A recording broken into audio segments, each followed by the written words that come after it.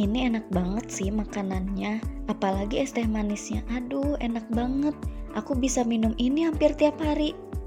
Ya sih, emang enak. Tapi inget ya, jangan kebanyakan makan sama minum yang manis-manis. Nanti bisa kena diabetes loh.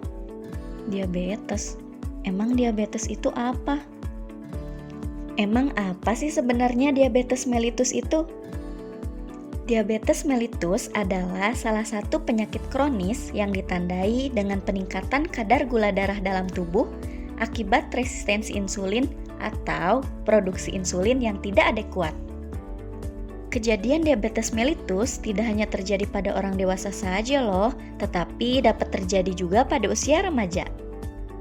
International Diabetes Federation atau IDF menyatakan jumlah penderita diabetes mellitus tahun 2021 mencapai 530 juta orang. Dan negara Indonesia menduduki peringkat kelima dengan jumlah penderita diabetes mellitus sebanyak 19,5 juta orang loh. Menurut data Dinas Kesehatan Jawa Barat tahun 2023, jumlah penderita diabetes mellitus di Jawa Barat sebanyak 645.390 orang. Didapatkan pula jumlah penderita diabetes mellitus di Kota Bandung sebanyak 41.413 orang. Lalu, apa aja sih faktor penyebab diabetes mellitus itu? Faktor genetik dan riwayat keluarga, obesitas atau kelebihan berat badan, gaya hidup tidak sehat, umur, dan faktor hormonal. Lalu, kamu termasuk yang mana nih? Ada yang tahu gak sih gejala diabetes mellitus itu apa aja? Produksi urin yang berlebihan dan sering buang air kecil, rasa haus yang berlebihan dan sering minum air, nafsu makan yang meningkat dan sering merasa lapar, penurunan berat badan tanpa penyebab yang jelas, kelelahan yang berlebihan, luka yang sulit sembuh, gangguan penglihatan, kesemutan atau mati rasa pada tangan dan kaki. Jika diabetes mellitus tidak segera ditangani, maka bisa terjadi komplikasi. Apa aja sih sebenarnya komplikasi diabetes mellitus? Bisa menyebabkan kerusakan saraf, kerusakan ginjal, masalah mata, masalah kardiovaskuler, dan juga luka yang sulit sembuh. Lalu, tahu gak sih gimana caranya untuk mencegah diabetes mellitus tipe 2 dengan gizi seimbang?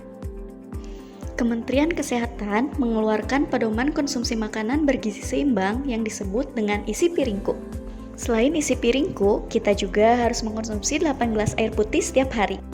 Isi piringku 1/3-nya berisi makanan pokok yang menjadi sumber karbohidrat. Lalu 1/6 bagian lainnya berisi lauk pauk sebagai sumber protein yang berisi protein hewani dan juga protein nabati.